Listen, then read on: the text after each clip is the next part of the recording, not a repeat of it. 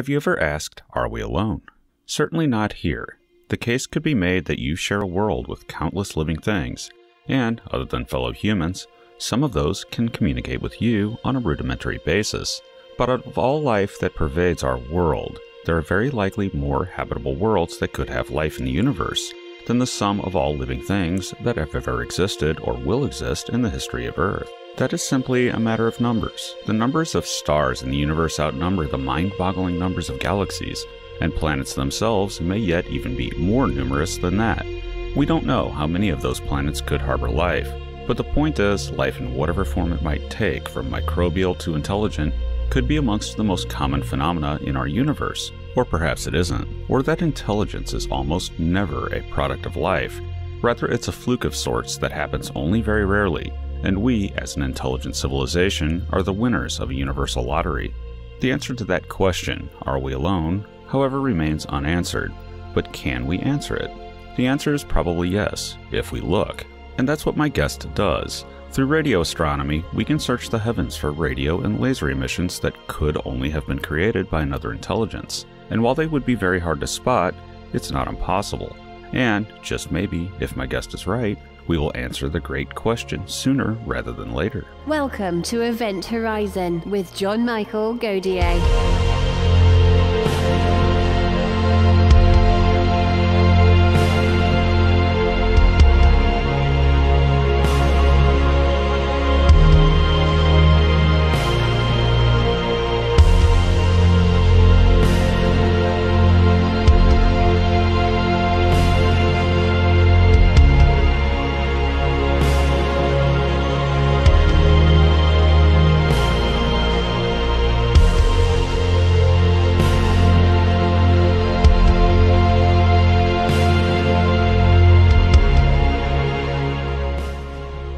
Seth Shostak is a senior astronomer at the SETI Institute in Mountain View, California, and the director of the Institute's Center for SETI Research. Seth has an undergraduate degree in physics from Princeton University and a doctorate in astronomy from the California Institute of Technology. For much of his career, Seth conducted radio astronomy research on galaxies, and for more than a decade he worked at the Kaptein Astronomical Institute in Groningen in the Netherlands using the Westerbork radiosynthesis telescope. Seth has been a distinguished speaker for the American Institute of Aeronautics and Astronautics. Dr. Shostak, we talk about the hydrogen line, 1420 megahertz, but there are other frequencies that aliens might choose to broadcast on if they were trying to contact us. What other ones are there? What mathematically makes sense? Well, you can, there are people who make a small hobby out of concocting other frequencies. For example, you could take 2 times the hydrogen frequency, right? Instead of 1420 megahertz, go to 2840 megahertz. Or you could take pi times the hydrogen frequency. You know, the aliens will know the value of pi. I mean, you can concoct all you want, but all of this in the end amounts to second guessing where the aliens are going to tune their transmitter. And honestly, if you knew that, you probably, if you knew that, you'd know a lot of things, and you'd know things that we don't know. So the safest thing to do is try and listen in, try and eavesdrop on as many frequencies as you can, as much of the radio dial as you can, instead of listening to one frequency at a time. Today's SETI experiments typically we monitor 72 million channels at once. There are experiments that monitor even more than that. So that's the solution. Instead of trying to pick a winner, instead of deciding which ticket is the winning lottery ticket, you just buy them all. When you look for this with the Allen Telescope Array, how many frequencies do you look at? I mean, do you cover many millions of channels, or what is the capability that you have with your SETI project to look at frequencies and signal? Yeah, well, that all depends on what's called the back end, which is to say the computers that are behind the antennas, the ones that are in it's actually a small building there. And as I mentioned, we actually monitor 72 million channels simultaneously. So that's a lot. Compared to the past, the first SETI experiment could only listen to one channel at a time, and when we can listen to 72 million, But I can assure you that if we have the money to keep going, in another couple of years, we'll be monitoring hundreds of millions of channels simultaneously. And that speeds up the search. That's a good thing because it means that you can check out a given star system much more quickly if you can, swallow a larger chunk of the radio dial at once. How much of the sky do you look at? Well, you look at as much as you can, but when you have big antennas, and, these antennas vary in size, but none of them is small enough to fit in my living room. I mean, they're big. Then you're only looking at a fairly small patch of sky. And so you point them in the directions of the nearby star systems where you hope to, you expect, put it that way, that a star system like that will have some planets. And we've looked at thousands of star systems, thousands. But thousands sounds like a big number, and it is if you're talking about, I don't know, the number of siblings you might have. But thousands is, in fact, still a very, very small sample of the universe. So as the equipment becomes faster and faster, that number will continue to go up. And I reckon that in the next 20 years, we'll be able to check out 1 million star systems. I think that's an interesting sample. Now, out of that sample, say you can look at 1 million star systems. Do you expect to find something? What is your view on the Fermi paradox? What is your view on what are our chances over the next 20 years of actually seeing an alien civilization? Well, I've publicly bet everybody a cup of Starbucks that we will find something in the next 20 years. So either people are going to have an interesting story to talk about at night, or they're going to get a free cup of coffee from me. So that's kind of where my feelings are, simply because I think that if you can monitor, 1 million star systems, or at least check them out, you're not really monitoring them. You only look at them once. But if you do that, I figure if you look at 1 million, you have some decent chance to actually find something. So that's kind of where we are. But, if that technological progress continues, then by the middle of this century, say 2050, 2060, now you've checked out many millions of star systems. And that's becoming, that's a large enough sample, I think, to find something. If you're not finding something in, say 10 or 100 million star systems, then maybe, you're barking up the wrong tree.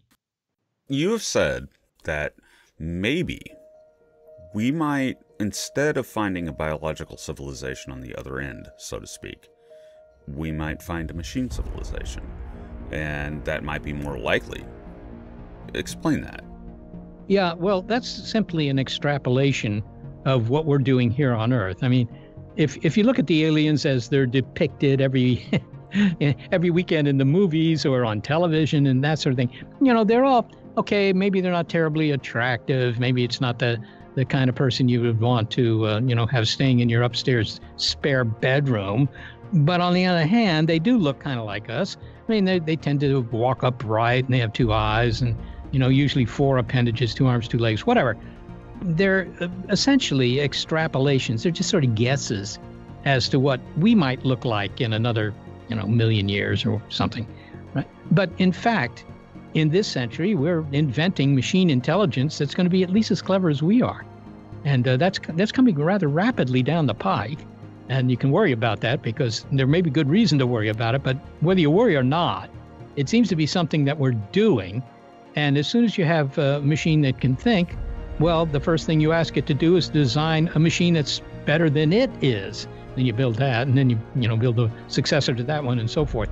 And very quickly you have machines that are, they simply dwarf all human intelligence. They dwarf anything that humans can do cognitively. Now, some of those machines are going to get up and leave, I assume. I don't think that's a crazy assumption because this is not where the action is. I mean, Earth is great and all, but, they may want to go to the center of the galaxy where there's a lot more energy.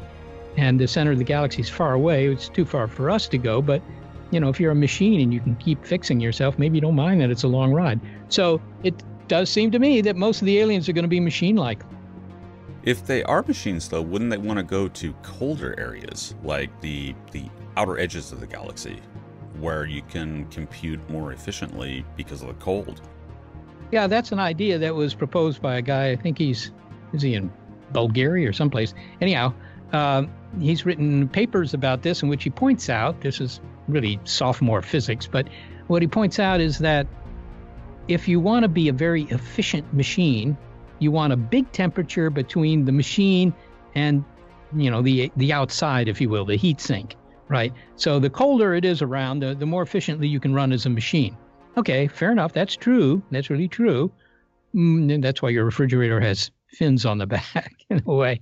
But on the other hand, how much colder is it at the outskirts of our galaxy than it is where we are? We're 2/3 of the way out in the galaxy. Yeah, it's maybe a degree or two colder, but it's not very much colder. I mean, space is cold, and it doesn't matter whether you're, halfway out in the galaxy or all the way out in the galaxy. So I've never really understood this argument. I don't think it would, be worth it, the travel cost to go out there. I think you can do almost as well right here. Now, this brings up the idea of a galactic habitable zone, that you have less material out in the outer parts of the galaxy to build a solar system, so to speak. Now, do you think biological life, leaving intelligence aside, do you think biological life is confined to an area of the galaxy where we are essentially, and that the center of the galaxy is just a bit too radiation intensive, and the outer parts of the galaxy are just a bit too devoid of material? Do you think that is a valid idea, the galactic habitable zone? Well, it's hard to say. There are people who indeed just love this idea of a galactic habitable zone, just like they figure there's a galactic habitable zone, outside Kansas City, right? If you're in the center, that's not good. If you're too far out, that's not good. So, the inner suburbs are where you want to be. Come on. You can make arguments against that, easily enough. And I think the same is true when it comes to the galactic habitable zone. The problem is if you get too close toward the center, then you're getting new stars being made, including new big stars. And big stars, when they die, and they die rather quickly, they die very violently with a big supernova explosion that could ruin everybody's whole day if they happen to be nearby. So they're saying, okay, that's too dangerous. You're never going to get very long-lived biology there in the center. And you go to the outskirts, there's plenty of stuff to make planets and stars, maybe fewer than the inner parts, but, it might be a little lonely, but who cares? So I think that you could maybe rule out some of the central regions of the galaxy. Maybe even up to 1/3 the diameter of the galaxy is the minimum distance you want to be. You can make that argument, but even if it's true, even if you buy that, the inner third of the galaxy is actually only about 1/10 of the area of the galaxy. I mean, that still leaves hundreds of billions of star systems. So it's not a terribly great restriction. It's sort of like saying, the U.S. can never become a great country because think of all those parts in central Nevada where nobody can really live. Yeah, that's true. But there are other places where they can live. And on that note, we must take a break. We'll be back in a moment with Dr. Shostak.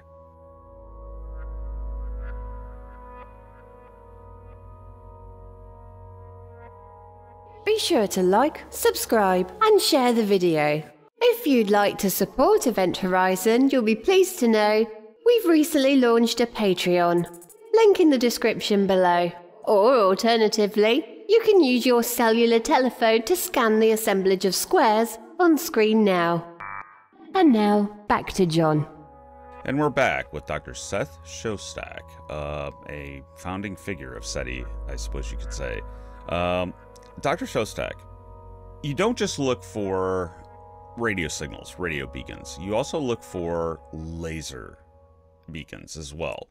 What do you hope to see if you see either a radio beacon or a laser signal? What are you looking for? Are you looking for something like that's just screaming alien life, unambiguously, or are you looking for something that could be more subtle, like a signal that's just some mundane communication, from an alien ship to its homeworld? What are you looking for? Yeah, well, to be honest, John, I'd be happy with either of those. I mean, the real name of the game here, you become a winner if you find any evidence that proves that somebody is out there.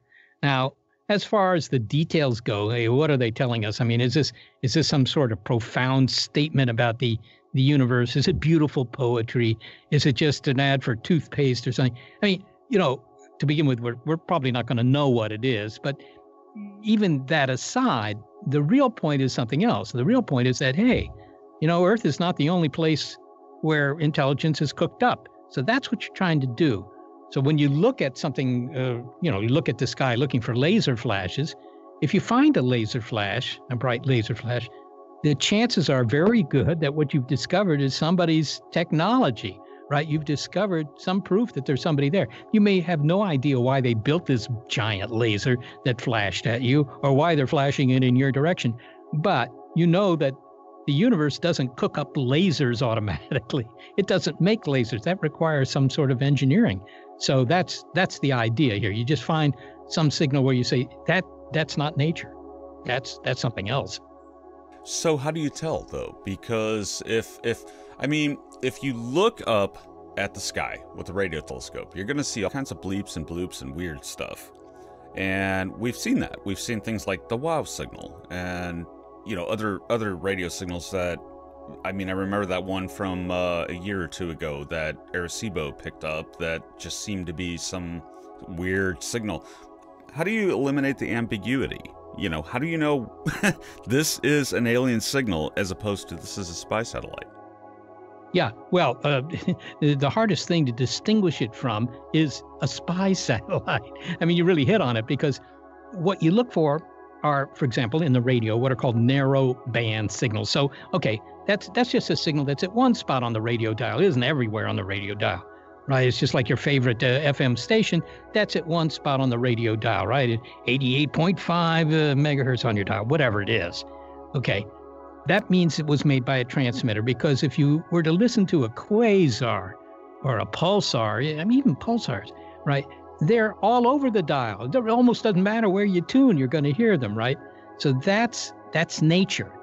But intelligence doesn't waste kilowatt hours, right? It's got to pay for them, right? So any creature who's building a transmitter, they're going to put the information in one spot of the dial.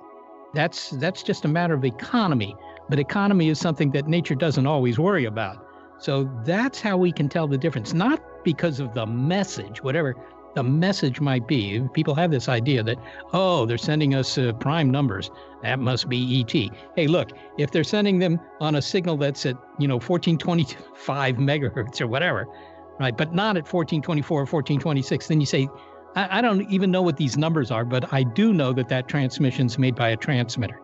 Okay, now let's get into that though. So why would a spy satellite transmit at 1420 megahertz? This is sort of a set-aside signal, or set-aside frequency that we leave alone, because of the hydrogen line. Why would a spy satellite transmit at that? Yes, you'll have to take that up with the Pentagon. They shouldn't. There are protected frequencies, and they're protected because of the interests of not so much SETI, actually, but because of the interests of radio astronomers, right? I used to earn a very modest living studying galaxies at the 1420 megahertz line of hydrogen, right? So you learn a lot. The fact that we know about dark matter today is largely the result of those kinds of studies. So you do learn about how the universe is built. That's considered a worthwhile social endeavor. And so the government does try and protect these things. So there's actually international agreement on this, because that's what you need. But it doesn't mean that, some organizations will try and break the rules. They'll say, hey, look, there's all this empty spot, this empty space here on the radio dial, and we've got to get these pictures down from orbit or whatever. We'll just build a little transmitter here and, do that. So, that's all political. That has not too much to do with the science. Is it a good frequency to downlink, though? It's not bad, actually. A lot of it's in the microwave region of the spectrum. The wavelength is 21 centimeters, so that's like 8 inches or something. So that's a good frequency. It comes straight on down without any difficulties. Microwaves are used for lots of stuff, and indeed, your cell phone works at microwave frequencies. As a downlink frequency, it's definitely pretty good. So it could be like, for example, a signal like the WOW signal, which was pretty close to 1420 and it was narrowband. It's a good thing to say that may have been a spy satellite in the 1970s? Yeah, well, that's the thing you usually suspect first when you pick up a signal. Say, whoa, is that ET? Or is that just a satellite, whether it's a spy satellite or some other kind of satellite? A lot, there are thousands of satellites up there. Most of them, I guess, are not spy satellites, but there are satellites, and they all have downlink capability. The thing about the WOW signal, however, was that it didn't just go on and then off right away. It stayed on, and it stayed in the same spot on the sky, apparently, judging from the shape of the signal, for on the order of a minute or so, right? And a satellite, of course, they move around the sky, the exception being if you're looking at these geosynchronous satellites, but it wasn't aimed anywhere near the geosynchronous belt, so it wasn't one of those. I mean, you can go out at night and you can see satellites, right? If you're in a place where it's pretty dark, and you look up and you'll see them move across the sky, and it takes them, I don't know, maybe 10 minutes to move from one side of the sky to the other. So they're moving, and that can't be the explanation for the WOW signal. Now, it was I suppose 2016, maybe 2017, someone suggested that maybe the WOW signal was hydrogen line emissions from a comet. Is that a good explanation, or is it terrible? I think it's closer to the latter than to the former. And here's why. In fact, that paper had a hard time getting published because of this. Look, comets. I mean, there's probably quite a bit of hydrogen in a comet because it's mostly ice, and ice is H2O, but it's not the kind of, gaseous hydrogen that can make a 1420 line emission. I don't think anybody has ever seen a 21 centimeters that is a 1420 megahertz signal from a comet. But even that aside, even if you assume that it's there, the thing about the WOW signal was it was seen at Ohio State Radio Observatory. The signal came in, and then, it went out, and then automatically a second receiver on that antenna looked again in the same spot. So 70 seconds later, like a minute later, and it did not see the signal. If it had been a comet, you would have seen it again, because comets don't move across the sky in 1 minute. They don't do that. That's real. If a comet is moving across the sky in 1 minute, it's too close. You better jump underground or something. So that explanation just didn't fit the facts at all. So it essentially, the debunk that the WOW signal might have been of alien origin is debunked. No, I wouldn't say that. It's not a comet, that's for sure. It could have been ET. The ET was on the air, and then for some reason they went on vacation, took a lunch break, who knows what, flipped off their transmitter, and that was it, right? So we heard it for a minute, and then we didn't hear it ever again. And it hasn't been heard ever again. We spent some time looking for it too. Other radio observatories have as well. Never been seen again, and that's the problem. When you see something only once, it's very, very difficult to figure out what it was, because you can't do any experiments. You can't try a different kind of receiver or different antenna or different way of analyzing the data. I mean, you're just stuck. And so the WOW signal is still a puzzle. Maybe it was ET, maybe it wasn't ET, but you certainly can't claim the Nobel Prize on the basis of what we know. A half-assed data, as Dr. Amen that wrote WOW said. You can't go with it. You can just say, wow, that was weird. Yep. Now, that signal was narrowband, right? Well, yes, it was. It was in a few of the channels of the receiver there at Ohio State. That's right. So narrowband is weird because that tends to suggest technology, right? Whereas broadband tends to suggest nature. But are there natural objects, natural sources for narrowband radio emissions? Well, not too many. I mean, in fact, essentially none. I mean, there are some phenomena in space called masers, interstellar masers, and they produce signals that are relatively narrowband, a couple of hundred hertz wide, a couple hundred cycles per second. But, we're looking for signals that are 1 hertz wide, 1 cycle per second. So even the masers can't produce signals that narrow. As far as we know, there are no phenomena in outer space that produce those narrowband signals. Nope. Now, the narrowband signals, there's actually a practical reasons for that. If an alien civilization were shooting out radio signals, narrowband is efficient, right? It's efficient to broadcast those narrow bands so that you're not wasting energy, whereas a giant broadband beacon would waste huge amounts of energy, correct? Yeah, no, that's true. I mean, even the Klingons are going to have to pay their local power company for the energy being burned up by their transmitters, that's for sure. And it's the case that if you simply want to get in touch, if that's what you're trying to do, then in fact, taking all those kilowatts, megawatts, gigawatts, whatever they are, and putting all that energy into a very, very narrow part of the radio dial, narrow spectrum signal, that gets you the most visible signal for the energy. Everybody knows this. If you have a laser pointer, right? Now, those laser pointers, they're not very powerful. They're a couple of tens of milliwatts or something, the hundredth of a watt kind of thing. And yet, you can see that red light from quite far away. I'm sure you could see it from 100 yards away without any difficulty at all on a dark night. So how does that work? Well, it's taking all that energy, such as it is, from the batteries inside and putting it into a narrow bit of the spectrum, red light, green light, whatever it is. So, yeah, that's a technique they may use if they're really trying to get in touch. If that's not what's on their mind, if they're doing something else, then who's to say? Now, sometimes we get, if you watch, like, for example, Cornell's archive of preprint papers, you get these weird papers that sometimes delve deeply into the possibility of alien civilizations. A year and a half ago or 2 years, you had a paper that there was 234 detections of some kind of light or emissions that looked like alien civilizations. I think the paper was by Ermano Bora and ETupdates. What happened with that? Is that a real, possibility, or were they off base? Well, nobody knows whether they were off base, but I think that the idea here is that in the early days of looking for ET via this technique, trying to eavesdrop on radio signals, there were all sorts of signals that came in where people thought, man, this could be it. This could be the big one.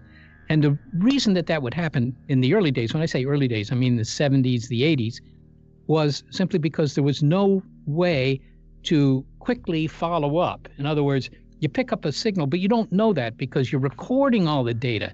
Back in those days, you'd have the antennas connected to, those big tape drives you always saw in the science fiction movies. Then you knew that this was serious stuff. I mean, these guys had a huge computer because they had all these tape drives spinning back and forth. They would record all the data, and then they would go home to wherever home was, and they would play the tapes back in some machine and, look for signals.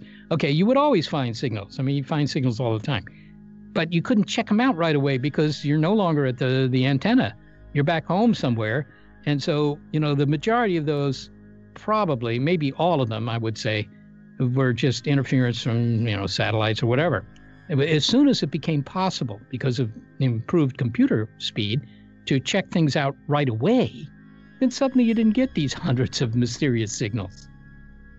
Now, that's an interesting observation in that we're getting really, really good equipment these days. And we can look for not only radio signals, but we can look for technosignatures and biosignatures in the coming years. And we can look for alien civilizations not just by the radio emissions or laser emissions, but we can look for things like weird oxygen levels in an atmosphere. When do you think it's possible that we will find an alien civilization or evidence of an alien civilization, or at least an alien biosphere, within the next 20 years? Yeah, well, the former NASA chief scientist did indeed say that within 20 years she figured we'll find life in space. What she was referring to was the kind of life experiment that NASA does, which is indeed to look for, single-celled life. And, maybe by finding oxygen in the atmosphere of some planet around another star. That capability is coming down the pike. The James Webb Space Telescope, for example, might be able to do some experiments that would allow to find oxygen, if there is any, in the atmosphere of some planet around another star. And that would be that'd be a strong hint. I mean, look at the planets near to us. Venus, well, it's got a really thick atmosphere, but it's mostly carbon dioxide. Or Mars, well, it's got a really thin atmosphere, but it's mostly carbon dioxide. Our atmosphere has, 21% oxygen, whatever it is. And that's because of plants, photosynthesis. So if you found oxygen in somebody's atmosphere, you'd say, well, I mean, we can't be sure, Bob, but that kind of looks like there might be some plants there. So you might be able to find, maybe single-celled plants, by the way. So you might be able to find life that way. And as soon as you have that capability, I think it's not going to be a very long wait before you've detected at least biology. And on that note, we will go to break, and we'll be back in a moment with Dr. Seth Shostak.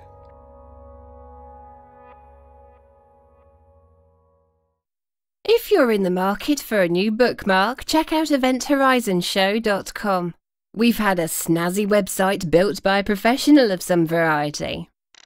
Because John wanted to use GeoCities or something with unicorn gifs. Wait, what? You didn't like the website I designed? I'm a good 2.0 compliant designer. No, John. You're a designer saw. Ah!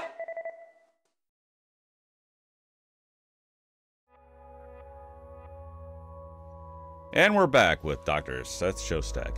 Dr. Shostak, Enrico Fermi posited long ago that if the galaxy were full of civilizations, we should see them everywhere. We should see evidence. Where are they?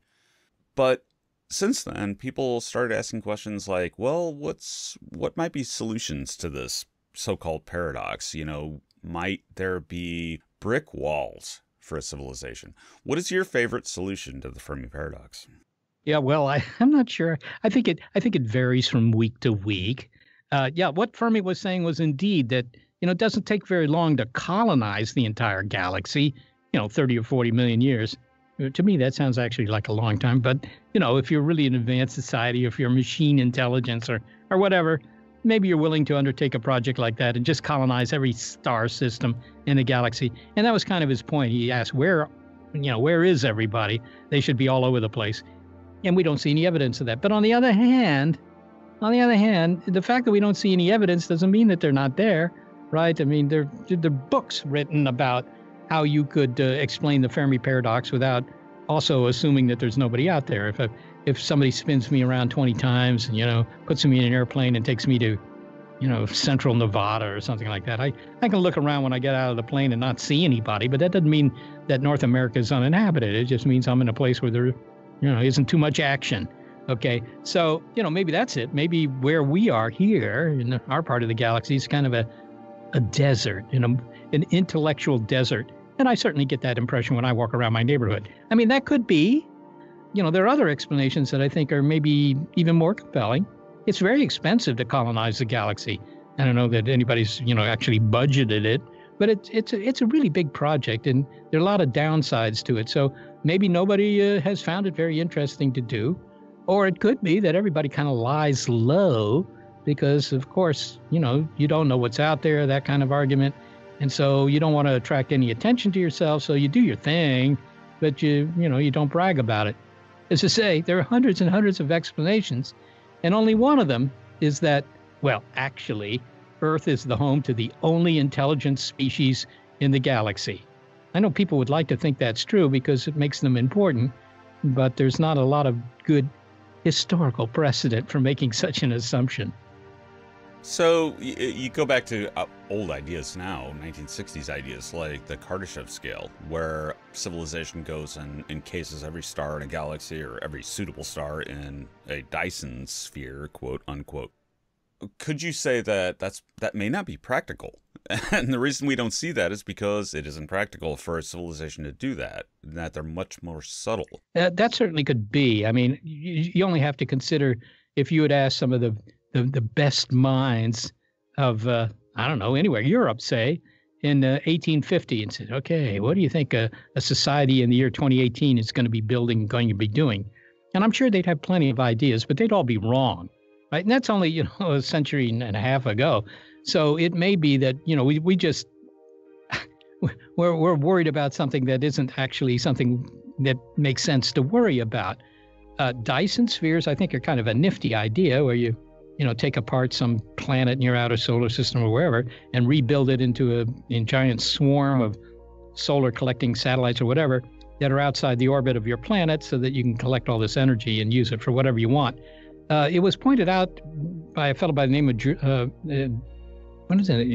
Nordley, a science fiction writer, amongst other things, that if you actually had a Dyson sphere, you would have so much energy at your disposal, and also the capability of focusing that energy, because you'd have this huge baseline, as they call it in the radio astronomy biz. You would be able to incinerate another planet halfway across the galaxy. And so he was suggesting that maybe Dyson spheres should be made illegal, because if you have one, you really have the Death Star. You can do whatever you want with it. That's kind of an aside, but it is the case that just because a society is rampant, that is to say, it's all over the place, doesn't mean that they make a lot of noise. Maybe they don't. Long ago, again, I think 2006, an astronomer in France, I think his name was Luc Arnold, he released a paper where instead of a Dyson sphere, if you want to make a beacon and say, we're here, you know, you're an alien civilization, you want to tell everybody you're here, he came up with this idea of louvers, where if you had like a Kepler space telescope, you could see very, very strange signals in a light curve of a star, you know, and this became important during the Tabby star affair, which of course turned out to be probably dust. But do you think aliens would be more economical? Rather than sending out a radio beacon, they would just do something like put an Arnold louver in orbit of their star, or several of them, you know, so that people could see them. Is that a more efficient way to say, we're here? I shudder to think. Well, yes. I mean, maybe they build essentially what, you know, the Navy used to use during the war to send confidential information from one ship to another at night by flashing Morse code on these, you know, louvered searchlights. I mean, it worked for the Navy, but they don't do it anymore. I think the only problem with that is, yeah, maybe it would work. I mean, but you have to build a really big set of louvers, you know, like 1 million miles across or some fair fraction of that, in order to block enough of this starlight that you would even see that it's sending, you know, the Klingon equivalent of Morse code to you. And I think that the real problem is that something that big can't react terribly fast. And as a consequence, you can't send very much code per second, right? The amount of information you can send in the course of an hour is very, very limited. Whereas if you spent that same money and built a giant radio beacon, you could send, you know, you could send TV, you could send something, but you could send, you know, millions of times more information per second. So while this scheme has an advantage in that, you know, maybe anybody could find it, because any society that has astronomers is going to be a society where somebody's, you know, kind of monitoring the brightnesses of stars occasionally, they may notice it. But on the other hand, it's sort of like saying, you know, Chris, we're not going to fund the Nina Pinta and Santa Maria here because that's going to cost a lot of money. But I'll tell you what what we will do, just in case there's something to be discovered on the other side of the Atlantic, just in case you might have discovered America, in order to still give you that opportunity at a lower price point. What we're going to do is buy you a bunch of bottles. So why don't you just go down to the beach, put some notes in the bottles, and throw them into the surf? Okay, well, maybe that would work, and it certainly is, you know, an interesting idea. But you can't write much on a little note that you stuff into a bottle. So I think that that's kind of the nature of this sort of signaling. This leads to a question. If we can detect an alien civilization via radio wave leakage or light sail leakage or any of these many things that we can talk about, how visible are we? If an alien civilization looks at Earth, would they see us as a civilization? Certainly, I guess they'd see our oxygen, at least as long as, you know, weird oxygen levels have been present in this on this planet. But if they looked at us, would they see us? I mean, would they see, you know, the proverbial speech from the Olympics in 1936? Would they actually see us, or would they just say, there's probably a biosphere there, but we don't know if there's a civilization? Yeah, I think the latter is the correct answer, actually. They, by the way, they would not be able to pick up that 1936 broadcast. I mean, you couldn't even pick it up in the outskirts of Berlin, let alone from light years away. So don't count on that. I mean, it makes a nice story point, you know, a plot point in a movie script or a novel, but it's not actually very practical. In fact, in a more general sense, yeah, if aliens looked at the Earth, okay, for the last 2 billion years, they would see the oxygen. So they would know there's photosynthesis here.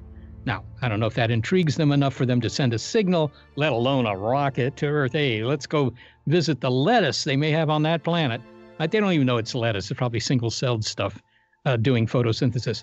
But they would be able to detect that, and they could detect that from essentially any place where they have a telescope big enough to actually see the Earth. All right. So, maybe a lot of aliens know that there's life on Earth, but all they know is that it makes photosynthesis. They don't know about us. To find Homo sapiens is much harder because there's nothing that we do that is very obvious from, 100 light years away. Beginning with the war, we developed radar, FM radio, television, all those things. They go into space, but that's only since the war. So that's like 70-some light years out there in space, and it would take a very big antenna to pick up our TV. A somewhat smaller antenna to pick up the radar, so maybe they've picked up some radar. That they could do, but if they're more than, 70 light years away, then they don't know about us. And if they're more than 35 light years away, there absolutely has not been enough time for them to learn about Homo sapiens and decide to come here and ruin everybody's whole day. Now, if you have a civilization that's, say, 35 light years away, super close, what kind of radio telescope would they need to see us? I mean, would they need something huge, like the size of a city, or would they be able to do it with something like Arecibo or the VLA or something like that? Do you need a giant radio telescope to see us from 35 light years out? Well, probably you do. If you're lucky, you might be in the beam of some big radar somewhere. The biggest radar actually on Earth is the Arecibo radar, believe it or not. I mean, that's an antenna that's 1,000 feet across, and the power of that transmitter is 2.5 million watts, I think. So that's pretty powerful. But the trouble is, it only lights up 1/10 millionth of the sky at any given time. So the chances that you happen to be in the right place to see the Arecibo radar are pretty small. If you want to pick up the other radars, they're 30% of the sky is more or less covered with radars. Then you would need an antenna. Yeah, if you're 35 light years away, you might be able to do it with an antenna that's as big as the biggest antennas we have. If you want to pick up our television, forget the programming. If you just want to know that we're on the air, pick up the carrier waves, then you need an antenna the size of Massachusetts or something like that. Okay, so that's pretty big, but, one should never begrudge the aliens the ability to build something big. So maybe they have that kind of antenna capability. So they could probably see us. Now, if they see us, and this will be my last question for the segment. If they see us, could they even decode could they even decode a television station? Or would they look at us and see, oh, the humans are using radar from Arecibo? I mean, a radio signal does not necessarily need to contain information, but if it does, could you ever decode it? Well, it depends on how clever the aliens are, or better than that, how clever their computers are. Radar doesn't have very much information. Radar is designed to find, ships and planes and stuff like that. So it's a fairly simple signal compared to many others. And, they probably understand that that's what it was. So they say, okay, they got radar. All right, good. But if you say television, the old analog television signals, the ones that went away about a decade ago, those were fairly simple, and they might be able to decode those and end up with a picture, They might not know which way's up and which way's left and right, but, they could get the picture perhaps. They certainly wouldn't understand the jokes, but they could figure out that signal. Today, we have digital technology for television, and that makes it tougher on the aliens because that's all proprietary. That's very personal, the way we decide to encode things. But on the other hand, it does make good engineering sense. So maybe they could figure it out. I don't know. They would probably spend an awful lot of time on it trying to figure it out. And when they got done with all that effort, then they would finally be exposed to reality television and ask themselves whether it was worth it. Thank you for appearing with us, Dr. Shostak. I enjoyed the conversation, and I hope you come back. Thank you very much. So how common is intelligent life in the universe? It seems, at least right now, an answerable question. We are early in the game as far as SETI goes. In fact, we've barely started looking. But what happens if after centuries of searching, we still see nothing? After radio searches, laser searches, looking for biosignatures and technosignatures, studying seemingly Earth-like exoplanets, all of it, and we still seem to be alone. At that point, we must ask ourselves if we may actually be alone. Even after all of the statistical numbers that might say we shouldn't be alone, given the sheer numbers of stars in the universe, what happens if we still see nothing? This could simply be a matter of distance in the end, and that anyone that might share our universe could reside in a galaxy sufficiently far away that we simply can't ever detect them. But what of the other side of the coin? Say the answer to the great question is yes, and we do see evidence of other civilizations. What could come of that can only be speculated about. Would we establish contact with them? Or would we satisfy ourselves with simply knowing that they are there? Would, in some far future scenario, we interact with them? Would we merge our civilization with them? Or would there be a bitter end to contact? None of this can be known before it happens, but regardless of any scenario, whether there is other intelligent life in the Milky Way or not, anything we might discover or not discover will make for an interesting future indeed. I've had a thought. Oumuamua, John. You really like saying that. Of course I do. It's a great name. And the other one? You mean KIC 8462852. Yes, John, Tabby style. You just love saying those things. We should probably thank the viewers for bearing with your obsession. My obsession? What do you want it to be? And on that note, next week I'll be joined by Fraser Kane for a discussion about the current state of astronomy, both amateur and professional, and what we might discover in the coming years. See you Thursday.